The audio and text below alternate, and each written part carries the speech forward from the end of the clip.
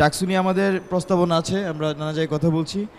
রাজনীতি নিয়ে আমাদের একটা সুস্পষ্ট অবস্থান আছে। আমরা মনে করি যে হল এবং আবাসিক এলাকায় ছাত্রছাত্রী থাকা, কাঠামোগত ছাত্রছাত্রী থাকা উচিত না, কারণ এর মধ্যে দিয়ে আমরা দেখেছি ছাত্রলীগ তাদের অপরাজনীতি বাস্তবায়ন করেছে। আমরা 90-এর পরে দেখেছি যে ডাকসু বন্ধ করে দিয়ে এখানে পাওয়ার পলিটিক্সকে স্ট্রং করা হয়েছে এবং ছাত্র সংসদ সারা দেশে বন্ধ করে দেওয়া হয়েছে এবং পরবর্তী ক্যাম্পাসগুলো গেস্ট রুম গণনা ফেরত এসেছে। তো সেই লক্ষ্যে আমরা বলছি যে হল এবং একাডেমিক এলাকায় ছাত্রছাত্রী থাকা যাবে না। আর অর্থনৈতিকভাবে আমরা মনে করি যে ঢাকা বিশ্ববিদ্যালয়ের শিক্ষার্থীর অর্থনৈতিক মুক্তি প্রয়োজন। ছাত্রলীগ যেই ছাত্ররা হলে আসলে বাধ্য হয়ে থাকতে হবে তাদের কিন্তু টার্গেট করে মিসইউজ করতো।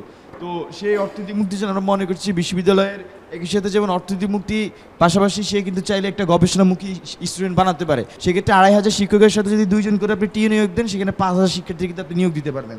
আরে যদি 1 জন করে নিয়োগ দেন রিসার্চ অ্যাসিস্ট্যান্ট, সেক্ষেত্রে আপনি আরও 2500 নিয়োগ দিতে পারবেন।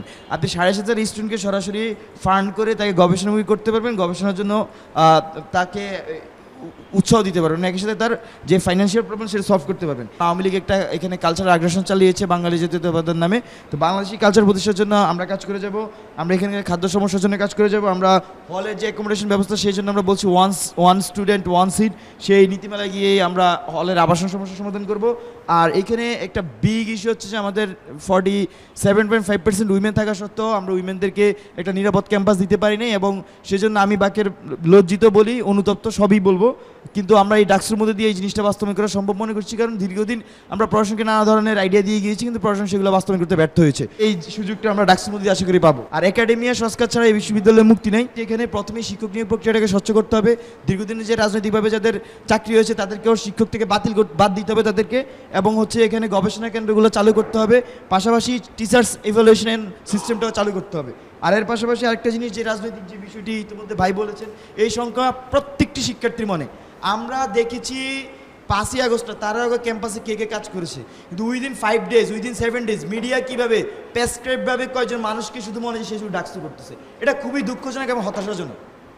এইখানে আমরা কোনো স্টেজে বসলে আমাদেরকে ওই লাস্টে নিয়ে বসানো হয়। আপনাদের এখানে প্রথম আমরা লাস্টে ছিল, এবং প্রত্যেকটা বেশিরভাগ জায়গায় এটা করা হয়, এবং এটা খুবই দুঃখজনক। এখানে কাদের নাম সামনে দেওয়া হয়, কাদেরকে একদম মিডিয়া স্টেজভাবে উঠানো হইতেছে, এটা শিক্ষার্থীর কাছে খুবই স্পষ্ট। তো ডাকসু নির্বাচন যেহেতু 2 জন 3 জন করতেছে না, আমি কালকেও বলেছি যে যারা স্বতন্ত্র তারা মাত্রই সাপোর্ট পাচ্ছে না, তাদেরকে আগে ফোকাস করুন। তো এই বিষয়টিও আমি মনে করি যে এখানে অনেকটাই প্রভাবিত না, যারা মিডিয়া ফোকাস পাচ্ছে না, ক্যাপাসিটি আছে, তাদেরকে বলছি যে ফোকাস করার জন্য। আরেকটা বিষয় যে বারবার ওই যে ভাই বললেন ইলেকশনের কথাটি বললেন, এখানে বলছে যে ভোট গণবে হচ্ছে যে সিসিটিভির সামনে, কিন্তু আমি তো সর্বপ্রথম যারা এই দায়িত্ব পালন করতেছে নির্বাচন কমিশন, তাদের বিরুদ্ধে প্রশ্ন উঠাচ্ছি। এই নির্বাচন কমিশন স্বচ্ছ ইলেকশন দিতে পারবে কিনা সেটাই ইতিমধ্যে প্রশ্নবিদ্ধ, কারণ যারা আচরণবিধি লঙ্ঘন করেছে তারপরও সদর আরেকটা আচরণবিধি লঙ্ঘন করতেছে, পরপর লঙ্ঘন করতেছে, কিন্তু তাদের বিরুদ্ধে কোনো ব্যবস্থা নিচ্ছে না। ইলেকশনের দিন ব্যালট পেপার আগে থেকে প্রক্রিয়াজাতকরণ হয়ে থাকবে কিনা সেই বিষয়ে তো আমাদের সন্দেহ আছে। তো একটি স্বচ্ছ নিরপেক্ষ ইলেকশন যদি ঢাকা বিশ্ববিদ্যালয় না পায়, একটা স্বচ্ছ ইলেকশন যদি ডাকসু না পায়, তাহলে জাতীয় নির্বাচনে কিন্তু নানাভাবে ক্ষতিগ্রস্ত হবে।